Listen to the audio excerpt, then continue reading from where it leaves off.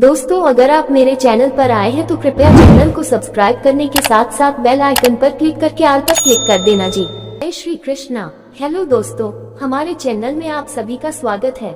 आज हम श्रीमद् भगवद गीता से संबंधित विचार सुनेंगे। तो आइए दोस्तों सुनते हैं।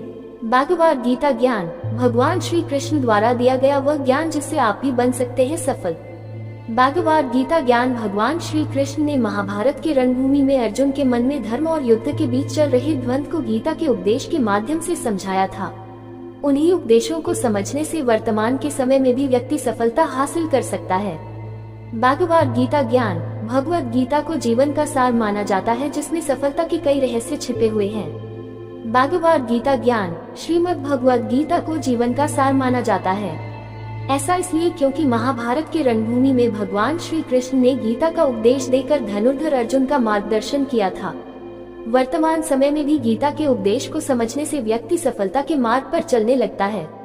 भगवद गीता उपदेश के अनुसार व्यक्ति सदैव विचारों से और धर्म के पथ पर चलने से भगवान के चरणों में स्थान हासिल कर सकता है।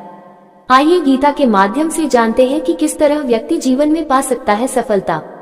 गीता के इन उपदेश से जाने सफलता का रहस्य। भगवद गीता उपदेश भगवद गीता के अनुसार केवल कर्म पर ही व्यक्ति का अधिकार है, लेकिन उसका फल कैसा होगा ये कोई नहीं जानता है। इसलिए फल की चिंता किए बिना कर्म करते रहना ही समझदारी का काम है, और इस बात का भी ध्यान रखना चाहिए कि उससे अधिक लगाव न हो। गीता में बताया गया है कि विषय अथवा वस्तु के बारे में निरंतर सोचने से व्यक्ति मानसिक रूप से उससे जुड़ाव महसूस करने लगता है।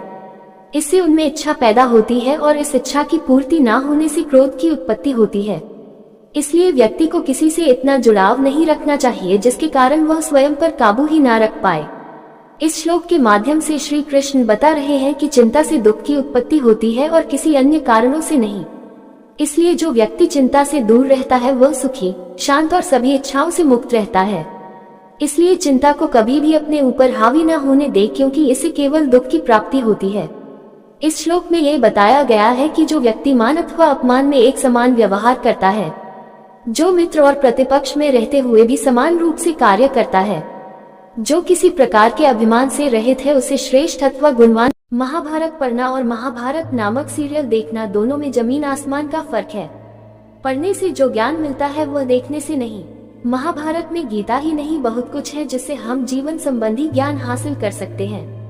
महाभारत में गीता के अलावा दर्शन, धर्म, नीति और ज्ञान संबंधी और भी बातें हैं जो भिन्न भिन्न नाम से प्रचलित हैं। ये विश्व का सबसे बड़ा महाकाव्य ग्रंथ है। इसमें लगभग 1 लाख श्लोक हैं, जो इलियड और ओडिसी से 7 गुना ज्यादा माना जाता है। महाभारत का एक छोटा सा हिस्सा मात्र है गीता। महाभारत को महर्षि 28वें वेद व्यास कृष्णद्वैपायन ने भगवान गणेश जी की सहायता से लिखा था। महाभारत 3 चरणों में लिखी गई।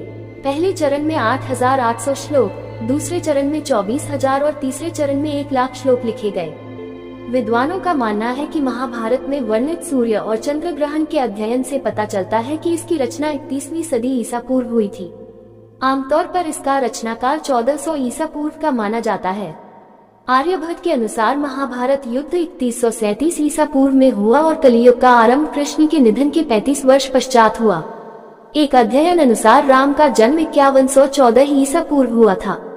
शल्य जो महाभारत में कौरवों की तरफ से लड़ा था, उसे रामायण में वर्णित लव और कुश के बाद की 50वीं पीढ़ी का माना जाता है। इसी आधार पर कुछ विद्वान महाभारत का समय रामायण से 1000 वर्ष बाद का मानते हैं। ताजा शोध अनुसार ब्रिटेन में कार्यरत न्यूक्लियर मेडिसिन के फिजिशियन डॉक्टर मनीष पंडित ने महाभारत में वर्णित 150 खगोलीय घटनाओं के संदर्भ में कहा कि महाभारत का युद्ध 22 नवंबर 3067 ईसा पूर्व को हुआ था। उस वक्त भगवान कृष्ण 55-56 वर्ष के थे। इसके कुछ माह बाद ही महाभारत की रचना हुई मानी जाती है। महाभारत युग में युद्ध और उस काल की विषम परिस्थितियों में भी ज्ञान की गंगाएं बही थी। महाभारत को पंचवेद कहा गया है। महाभारत में वह सब कुछ है जो आप सोच सकते हैं, और वह सब कुछ भी है तो कोई दूसरा सोच सकता है। आओ जानते हैं कि महाभारत में युद्ध और गीता के अलावा और क्या क्या है। यहाँ प्रस्तुत है कुछ चुने हुए ज्ञान दर्शन। 1. श्री कृष्ण अर्जुन संवाद। हिंदू धर्म के एकमात्र धर्म ग्रंथ है वेद। वेदों के 4 भाग है ऋग, यजु, साम और अथर्व। वेदों के सार को उपनिषद कहते हैं और उपनिषदों का सार या निचोड़ गीता में है। उपनिषदों की संख्या 1000 से अधिक है, उसमें भी 108 प्रमुख हैं। गीता के ज्ञान को भगवान श्री कृष्ण ने अर्जुन से कुरुक्षेत्र में खड़े होकर दिया था। ये श्री कृष्ण अर्जुन संवाद नाम से विख्यात है। किसी के पास इतना समय नहीं है कि वह वेद या उपनिषद पढ़े, उनके लिए गीता ही सबसे उत्तम धर्म ग्रंथ है। महाभारत के 18 अध्याय में से एक भीष्म पर्व का हिस्सा है गीता। गीता को अच्छे से समझने से ही आपकी समझ में बदलाव आ जाएगा। धर्म, कर्म, योग, सृष्टि, युद्ध, जीवन, संसार आदि की जानकारी हो जाएगी। सही और गलत की पहचान होने लगेगी। तब आपके दिमाग में स्पष्टता होगी, द्वंद्व नहीं। जिसने गीता नहीं पढ़ी वह हिंदू धर्म के बारे में हमेशा गफलत में ही रहेगा। श्री कृष्ण के गुरु घोर अंगिरस थे। घोर अंगिरस ने देव की पुत्र कृष्ण को जो उपदेश दिया था वही उपदेश कृष्ण गीता में अर्जुन को देते हैं। छांदोग्य उपनिषद में उल्लेख मिलता है कि देव की पुत्र कृष्ण घोर अंगिरस के शिष्य हैं और वे गुरु से ऐसा ज्ञान अर्जित करते हैं जिससे फिर कुछ भी ज्ञातव्य नहीं रह जाता है। 2. धृतराष्ट्र संजय संवाद। कहते हैं कि भगवान श्री कृष्ण के मुख से गीता को अर्जुन के बाद संजय ने सुनी थी। संजय श्री कृष्ण अर्जुन संवाद के साक्षी थे। धृतराष्ट्र से समक्ष संजय ने संपूर्ण महाभारत का लाइव वर्णन किया था। उनका यह वर्णन अद्भुत था। उन्होंने महाभारत के सभी प्रमुख योद्धाओं के बारे में विस्तार से वर्णन किया। गीता में धृतराष्ट्र संजय संवाद का वर्णन मिलता है। गीता के अंत में संजय ने धृतराष्ट्र से कहा, इस प्रकार मैंने वासुदेव और महात्मा अर्जुन के इस विलक्षण तथा रोमांचकारी संवाद को सुना। कैसे? तो श्री व्यास जी की कृपा से, उनकी दी हुई दृष्टि से मैंने इस पर गोपनीय लोक को साक्षात योगेश्वर श्री कृष्ण को कहते हुए सुना है। 2. धृतराष्ट्र विदुर संवाद ही है विदुर नीति। महाभारत की कथा के महत्वपूर्ण पात्र विदुर को कौरव वंश की गाथा में विशेष स्थान प्राप्त है। विदुर हस्तिनापुर राज्य के शीर्ष स्तंभों में से एक अत्यंत नीतिपूर्ण, न्यायोचित सलाह देने वाले माने गए हैं। क्या है विदुर नीति, जानिए। हिंदू ग्रंथों में दिए जीवन जगत के व्यवहार में राजा और प्रजा के दायित्वों की विधिवत नीति की व्याख्या करने वाले महापुरुषों में महात्मा विदुर सुविख्यात हैं। उनकी विदुर नीति वास्तव में महाभारत युद्ध से पूर्व युद्ध के परिणाम के प्रति शंकित हस्तिनापुर के महाराज धृतराष्ट्र के साथ उनका संवाद है। वास्तव में महर्षि वेद व्यास रचित महाभारत का उद्योग पर्व विदुर नीति के रूप में वर्णित है। यक्ष युधिष्ठिर संवाद। यक्ष और युधिष्ठिर के बीच हुए संवाद को यक्ष प्रश्न कहा जाता है। यक्ष और युधिष्ठिर के बीच जो संवाद हुआ है उसे जानने के बाद आप जरूर हैरान रह जाएंगे। यह अध्यात्म, दर्शन और धर्म से जुड़े प्रश्न ही नहीं है, यह आपकी जिंदगी से जुड़े प्रश्न भी है। आप भी अपने जीवन में कुछ प्रश्नों के उत्तर ढूंढ ही रहे होंगे। यक्ष ने किए थे युधिष्ठिर से ये प्रश्न। भारतीय इतिहास ग्रंथ महाभारत में यक्ष युधिष्ठिर संवाद नाम से एक बहुचर्चित प्रकरण है। संवाद का विस्तृत वर्णन वन पर्व के अध्याय 312 एवं 313 में दिया गया है। यक्ष ने युधिष्ठिर से लगभग 124 सवाल किए थे। यक्ष ने सवालों की झड़ी लगाकर युधिष्ठिर की परीक्षा ली। अनेकों प्रकार के प्रश्न उनके सामने रखे और उत्तरों से संतुष्ट हुए। अंत में यक्ष ने 4 प्रश्न युधिष्ठिर के समक्ष रखे, जिनका उत्तर देने के बाद ही उन्होंने मृत पांडवों अर्जुन, भीम, नकुल और सहदेव को जिंदा कर दिया था। ये सवाल जीवन, संसार, सृष्टि, ईश्वर, प्रकृति, नीति, ज्ञान, धर्म, स्त्री, बुराई आदि अनेकों विषयों के संबंधित थे। 1. भीष्म नीति। भीष्म और युधिष्ठिर संवाद हमें भीष्म स्वर्गारोहण पर्व में मिलता है, जिसे भीष्म नीति के नाम से जाना जाता है। इसमें केवल 2 अध्याय 167 और 168 हैं। इसमें भीष्म के पास युधिष्ठिर का जाना, युधिष्ठिर की भीष्म से बात, भीष्म का प्राण त्याग, युधिष्ठिर द्वारा उनका अंतिम संस्कार किए जाने का वर्णन है। 18 दिनों के युद्ध में 10 दिनों तक अकेले घमासान युद्ध करके भीष्म ने पांडव पक्ष को व्याकुल कर दिया और अंत में शिखंडी के माध्यम से अपनी मृत्यु का उपाय स्वयं बताकर महाभारत के इस अद्भुत योद्धा ने शरशैया पर शयन किया। उनके शरशैया पर लेटने के बाद युद्ध 8 दिन और चला, लेकिन भीष्म पितामह ने शरीर नहीं त्यागा था, क्योंकि वे चाहते थे कि जब सूर्य उत्तरायण होगा तभी वे शरीर का त्याग करेंगे। भीष्म पितामह शरशैया पर 58 दिन तक रहे। उसके बाद उन्होंने शरीर त्याग दिया। तब माघ महीने का शुक्ल पक्ष था। मृत्युशैया पर लेटे भीष्म ने युधिष्ठिर को दी ये सीख। जब पितामह भीष्म बाणों की शैया पर लेटे हुए थे तब युधिष्ठिर उनसे मिलने आए। युधिष्ठिर बहुत दुखी एवं शर्मिंदा थे। अपने पितामह की हालत का जिम्मेदार खुद को मानकर अत्यंत ग्लानि महसूस कर रहे थे। उनकी यह स्थिति देख पितामह भीष्म ने युधिष्ठिर को अपने समीप बुलाकर पूछा, हे पुत्र, तुम इतना दुखी क्यों हो? क्या तुम मेरी इस स्थिति का उत्तरदायी खुद को समझ रहे हो? तब युधिष्ठिर ने नम आंखों के साथ हाँ में उत्तर दिया, जिस पर पितामह ने उन्हें एक कथा सुनाई। इस कथा में उन्होंने बताया कि क्यों मुझे तीरों की शया नसीब हुई। भीष्म के मृत्यु शया पर लेटे होने के अवसर पर वहां उपस्थित लोगों के सामने गंगा जी प्रकट होती हैं और पुत्र के लिए शोक प्रकट करने पर श्री कृष्ण उन्हें समझाते हैं। भीष्म यद्यपि शरशैया पर पड़े हुए थे, फिर भी उन्होंने श्री कृष्ण के कहने से युद्ध के बाद युधिष्ठिर का शोक दूर करने के लिए उपदेश दिया। बाद में जब सूर्य के उत्तरायण होने पर युधिष्ठिर आदि सगे संबंधी, पुरोहित और अन्यान्य लोग भीष्म के पास पहुंचते हुए उन सब से पितामह ने कहा कि इस शरशैया पर मुझे 58 दिन हो गए हैं। मेरे भाग्य से माघ महीने का शुक्ल पक्ष आ गया। अब मैं शरीर त्यागना चाहता हूँ। इसके पश्चात उन्होंने सब लोगों से प्रेम पूर्वक विदा मानकर शरीर त्याग दिया। सभी लोग भीष्म को याद कर रोने लगे।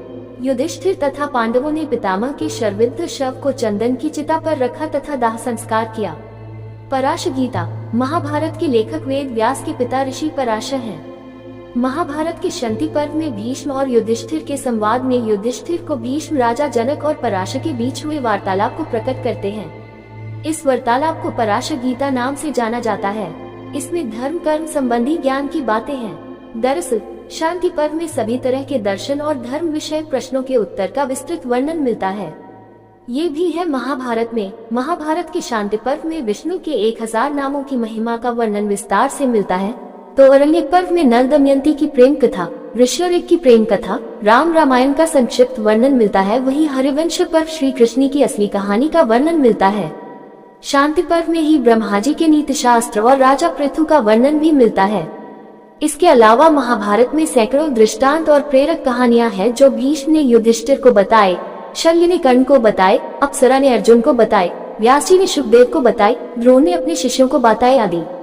इसके अलावा द्रोणाचार्य, कृपाचार्य, शल्य, वेदव्यास, पराशर, कर्ण, अश्वत्थामा, धृतराष्ट्र, शकुनी आदि कई महान लोगों के वचन पढ़कर हमें प्रेरणा मिलती है। सभी के नाम से अलग अलग नीतियां प्रचलित हैं। इसके अलावा महाभारत में चौपड़, गेंद, चक्र, धनुष, बाण, तंत्र, मंत्र, यंत्र, यान, रथ, रस्सी, भाला, अखाड़ा, घटोत्कच, बर्बरी, कुरुक्षेत्र, मायालोक, इंद्रप्रस्थ, द्वारिका, श्राप, वरदान आदि ऐसी हजारों बातों के रहस्य को उजागर किया गया है। जीवन में कभी निराश नहीं होना चाहिए, क्योंकि कमजोर आपका वक्त होता है, आप नहीं। वो सब कुछ करो जो तुम्हें करना है, लेकिन लालच से नहीं, अहंकार से नहीं, वासना से नहीं, ईर्ष्या से नहीं, बल्कि प्रेम, करुणा, नम्रता और भक्ति के साथ। जिस इंसान के चारों तरफ नकारात्मक लोग रहते हैं, उस इंसान का मंजिल से भटक जाना तय है। बुरे कर्म करने नहीं पड़ते, हो जाते हैं, और अच्छे कर्म होते नहीं, करने पड़ते हैं। राधा ने श्री कृष्ण से पूछा, प्यार का असली मतलब क्या होता है? श्री कृष्णा ने हंसकर कहा, जहाँ मतलब होता है वहाँ प्यार ही कहाँ होता है। जीवन में कभी मौका मिले तो किसी के लिए सारथी बनना स्वार्थी नहीं। असली खुशी की कुंजी यही है कि अपने मन से इच्छाओं के बोझ को हल्का कर दो। अपना दिल अपने काम पर लगाओ, इसके इनाम या परिणाम पर नहीं। अगर आप किसी को छोटा देख रहे हो तो आप उसे या तो दूर से देख रहे हो या तो अपने भीतर के अहंकार से। युद्ध हो या जीवन सफलता केवल 3 शस्त्रों से प्राप्त होती है, धर्म, धैर्य और साहस। वो सब कुछ करो जो तुम्हें करना है, लेकिन लालच, अहंकार, वासना या ईर्ष्या से नहीं, बल्कि प्रेम, करुणा, नम्रता और भक्ति से।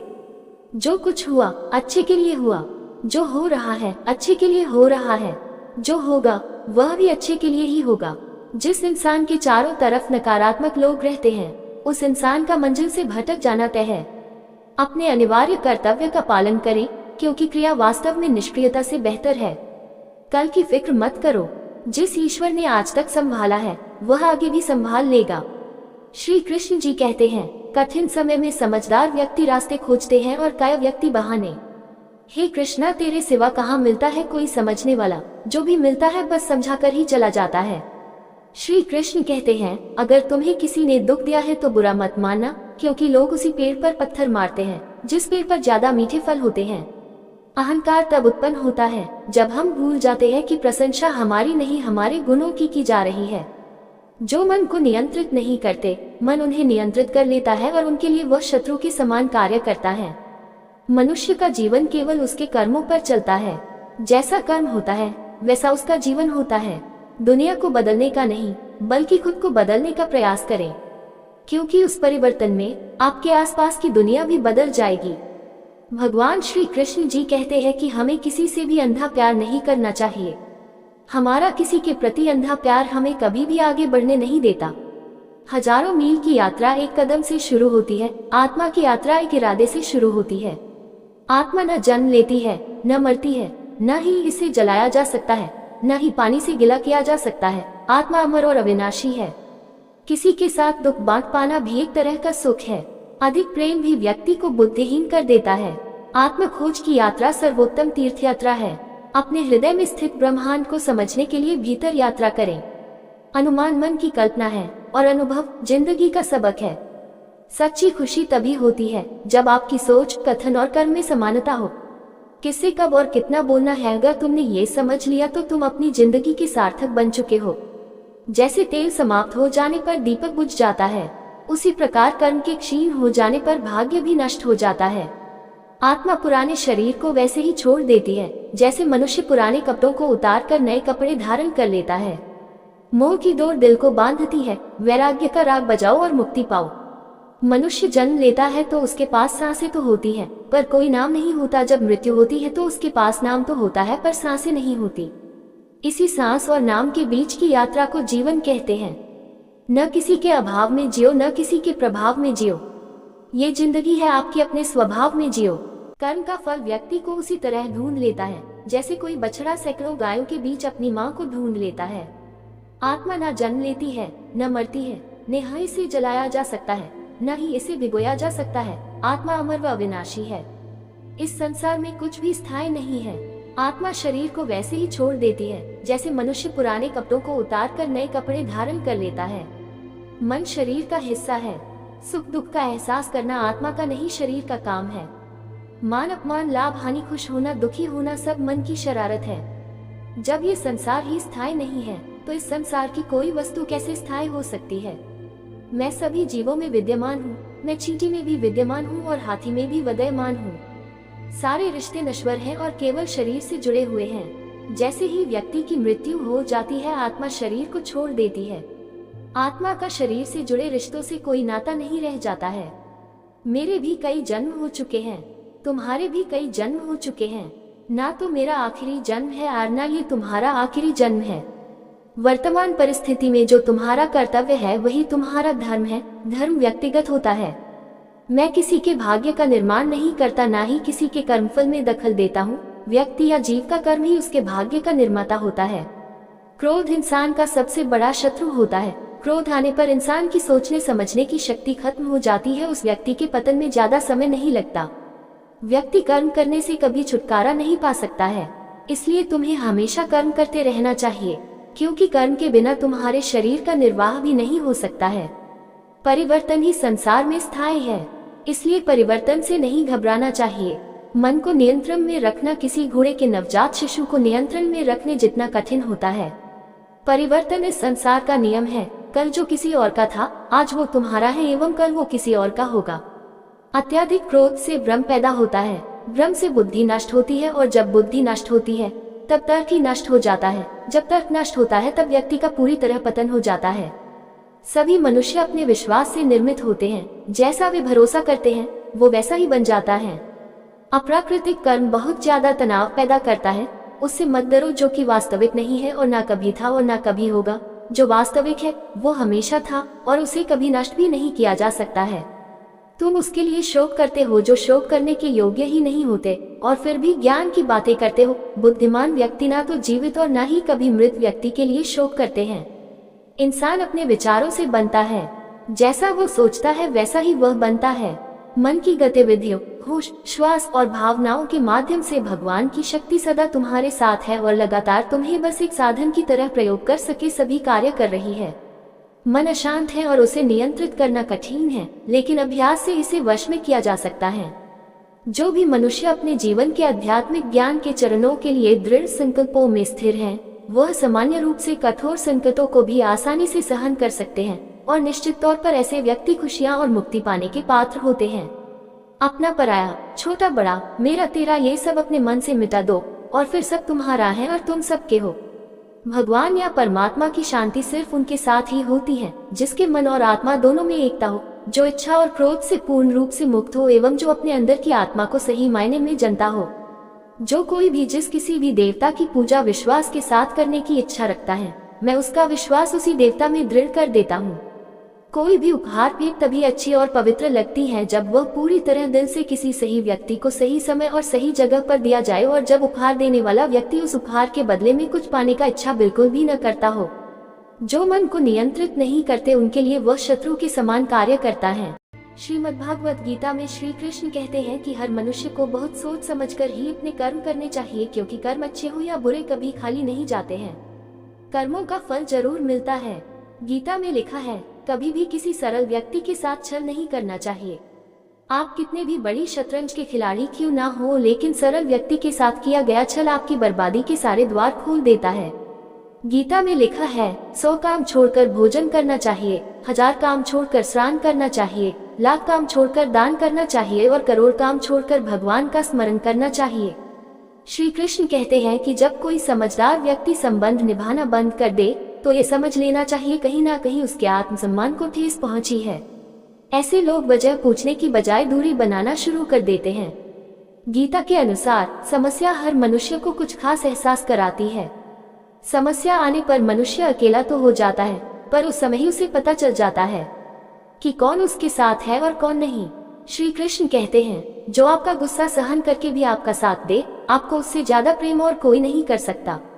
आनंद मनुष्य के भीतर ही निवास करता है, परंतु मनुष्य उसे स्त्री में, घर में और बाहरी सुखों में खोज रहा है। श्री कृष्ण कहते हैं कि भगवान उपासना केवल शरीर से ही नहीं बल्कि मन से करनी चाहिए। भगवान का वंदन उन्हें प्रेम बंधन में बांधता है। मनुष्य की वासना ही उसके पुनर्जन्म का कारण होती है। इंद्रियों के अधीन होने से मनुष्य के जीवन में विकार और परेशानियां आती है। गीता में लिखी बातों को अपनाने वाला सभी दुखों और वासनाओं से दूर हो जाता है। जुआ, मदिरापान, परस्त्री गमन, अनैतिक संबंध, हिंसा, असत्य, मद, आसक्ति और निर्दयता, इन सब में कलियुग का वास है। भगवत गीता में भगवान श्री कृष्ण ने न केवल ज्ञान की बातें बताई हैं बल्कि जीवन जीने की कलाओं के बारे में भी बताया है। भगवान श्री कृष्ण ने अर्जुन को जो गीता का उपदेश दिया है वह हर मनुष्य के लिए प्रेरणा स्रोत साबित हो सकता है। गीता में भगवान श्री कृष्ण अर्जुन को उपदेश देते हैं कि जो भी मनुष्य भगवत गीता की 18 बातों को अपनाकर अपने जीवन में उतारता है वह सभी दुखों से, वासनाओं से, क्रोध से, ईर्ष्या से, लोभ से, मोह से, लालच आदि के बंधनों से मुक्त हो जाता है। श्री कृष्ण कहते हैं कि भगवान उपासना केवल शरीर से ही नहीं बल्कि मन से करनी चाहिए। भगवान का वंदन उन्हें प्रेम बंधन में बांधता है। मनुष्य की वासना ही उसके पुनर्जन्म का कारण होती है। इंद्रियों के अधीन होने से मनुष्य के जीवन में विकार और परेशानियां आती है। संयम यानी धैर्य, सदाचार, स्नेह और सेवा जैसे गुण सत्संग के बिना नहीं आते हैं। श्री कृष्ण कहते हैं कि मनुष्य को वस्त्र बदलने की आवश्यकता नहीं है, आवश्यकता हृदय परिवर्तन की है। जवानी में जिसने ज्यादा पाप किए हैं उसे बुढ़ापे में नींद नहीं आती। भगवान ने जिसे संपत्ति दी है उसे गाय अवश्य रखनी चाहिए। जुआ, मदिरापान, परस्त्री गमन, अनैतिक संबंध, हिंसा, असत्य, मद, आसक्ति और निर्दयता, इन सब में कलियुग का वास है। अधिकारी शिष्य को सद्गुरु, अच्छा गुरु अवश्य मिलता है। श्री कृष्ण कहते हैं कि मनुष्य को अपने मन को बार बार समझाना चाहिए कि ईश्वर के सिवाय उसका कोई नहीं है। साथ ही यह विचार करना चाहिए कि उसका कोई नहीं है, साथ ही वह किसी का नहीं है। भोग में क्षणिक, क्षण भर के लिए सुख है, साथ ही त्याग में स्थायी आनंद है। श्री कृष्ण कहते हैं कि सत्संग ईश्वर की कृपा से मिलता है, परंतु कुसंगति में पड़ना मनुष्य के अपने ही हाथों में है। लोभ और ममता, किसी से अधिक लगाव पाप के माता पिता हैं। साथ ही लोभ पाप का बाप है। मनुष्य को अपने मन और बुद्धि पर विश्वास नहीं करना चाहिए, क्योंकि ये बार बार मनुष्य को दगा देते हैं। खुद को निर्दोष मानना बहुत बड़ा दोष है। ज्ञानी व्यक्ति ज्ञान और कर्म को एक रूप में देखता है, वही सही मायने में देखता है। जो मन को नियंत्रित नहीं करते उनके लिए वह शत्रु के समान कार्य करता है। अपने अनिवार्य कार्य करो, क्योंकि वास्तव में कार्य करना निष्क्रियता से बेहतर है। सदैव संदेह करने वाले व्यक्ति के लिए प्रसन्नता न इस लोक में है न ही कहीं और। आत्मज्ञान की तलवार से काटकर अपने हृदय से अज्ञान के संदेह को अलग कर दो। अनुशासित रहो, उठो। मनुष्य अपने विश्वास से निर्मित होता है। जैसा वो विश्वास करता है वैसा वो बन जाता है। नरक के 3 द्वार हैं, वासना, क्रोध और लालच। इस जीवन में ना कुछ खोता है ना व्यर्थ होता है। लोग आपके अपमान के बारे में हमेशा बात करेंगे। सम्मानित व्यक्ति के लिए अपमान मृत्यु से भी बदतर है। लोग आपके अपमान के बारे में हमेशा बात करेंगे। सम्मानित व्यक्ति के लिए अपमान मृत्यु से भी बदतर है। प्रबुद्ध व्यक्ति के लिए गंदगी का ढेर, पत्थर और सोना सभी समान है। उससे मत डरो जो वास्तविक नहीं है, ना कभी था ना कभी होगा। जो वास्तविक है वो हमेशा था और उसे कभी नष्ट नहीं किया जा सकता। ज्ञानी व्यक्ति को कर्म के प्रतिफल की अपेक्षा कर रहे अज्ञानी व्यक्ति के दिमाग को अस्थिर नहीं करना चाहिए। हर व्यक्ति का विश्वास उसकी प्रकृति के अनुसार होता है। जन्म लेने वाले के लिए मृत्यु उतनी ही निश्चित है जितना कि मृत होने वाले के लिए जन्म लेना। इसलिए जो अपरिहार्य है उस पर शोक मत करो। सभी अच्छे काम छोड़कर बस भगवान में पूर्ण रूप से समर्पित हो जाओ। मैं तुम्हें सभी पापों से मुक्त कर दूंगा। शोक मत करो। किसी और का काम पूर्णता से करने से कहीं अच्छा है कि अपना काम करे, भले ही उसे अपूर्णता से करना पड़े। मैं उन्हें ज्ञान देता हूँ जो सदा मुझसे जुड़े रहते हैं और जो मुझसे प्रेम करते हैं। मैं सभी प्राणियों को समान रूप से देखता हूँ, ना कोई मुझे कम प्रिय है ना अधिक। लेकिन जो मेरी प्रेम पूर्वक आराधना करते हैं वो मेरे भीतर रहते हैं और मैं उनके जीवन में आता हूँ। मेरी कृपा से कोई सभी कर्तव्यों का निर्वाह करते हुए भी बस मेरी शरण में आकर अनंत अविनाशी निवास को प्राप्त करता है। भगवान प्रत्येक वस्तु में है और सबके ऊपर भी। मैं धरती की मधुर सुगंध हूँ। मैं अग्नि की ऊष्मा हूँ। सभी जीवित प्राणियों का जीवन और सन्यासियों का आत्मसंयम हूँ। कभी ऐसा समय नहीं था जब मैं, तुम या ये राजा महाराजा अस्तित्व में नहीं थे, न ही भविष्य में कभी ऐसा होगा कि हमारा अस्तित्व समाप्त हो जाए। कर्म मुझे बांधता नहीं, क्योंकि मुझे कर्म के प्रतिफल की कोई इच्छा नहीं। हे अर्जुन, हम दोनों ने कई जन्म लिए हैं, मुझे याद है, लेकिन तुम्हें नहीं। वह जो वास्तविकता में मेरे उत्कृष्ट जन्म और गतिविधियों को समझता है, वह शरीर त्यागने के बाद पुनः जन्म नहीं लेता और मेरे धाम को प्राप्त होता है। अपने परम भक्तों, जो हमेशा मेरा स्मरण या एक चित मन से मेरा पूजन करते हैं, मैं व्यक्तिगत रूप से उनके कल्याण का उत्तरदायित्व लेता हूँ। कर्म उसे नहीं बांधता जिसने काम का त्याग कर दिया है। जो व्यक्ति आध्यात्मिक जागरूकता के शिखर तक पहुंच चुके हैं, उनका मार्ग है निस्वार्थ कर्म। जो भगवान के साथ संयोजित हो चुके हैं, उनका मार्ग है स्थिरता और शांति। यद्यपि मैं इस तंत्र का रचयिता हूँ, लेकिन सभी को ये ज्ञात होना चाहिए कि मैं कुछ नहीं करता और मैं अनंत हूँ। वह जो सभी इच्छाएं त्याग देता है और मैं और मेरा की लालसा और भावना से मुक्त हो जाता है, उसे शांति प्राप्त होती है। मेरे लिए ना कोई घृणित है ना प्रिय, किंतु जो व्यक्ति भक्ति के साथ मेरी पूजा करते हैं वो मेरे साथ है और मैं भी उनके साथ हूँ। जो इस लोक में अपने काम की सफलता की कामना रखते हैं वे देवताओं का पूजन करें। मैं ऊष्मा देता हूँ, मैं वर्षा करता हूँ और रोकता भी हूँ, मैं अमृतत्व भी हूँ और मृत्यु भी। बुरे कर्म करने वाले सबसे नीच व्यक्ति जो राक्षसी प्रवृत्तियों से जुड़े हुए हैं और जिनकी बुद्धि माया ने हर ली है, वो मेरी पूजा या मुझे पाने का प्रयास नहीं करते। जो मनुष्य अपने मन को नियंत्रण में नहीं रख सकता वह शत्रु के समान कार्य करता है। व्यक्ति जो चाहे बन सकता है यदि वह विश्वास के साथ इच्छित वस्तु पर लगातार चिंतन करे।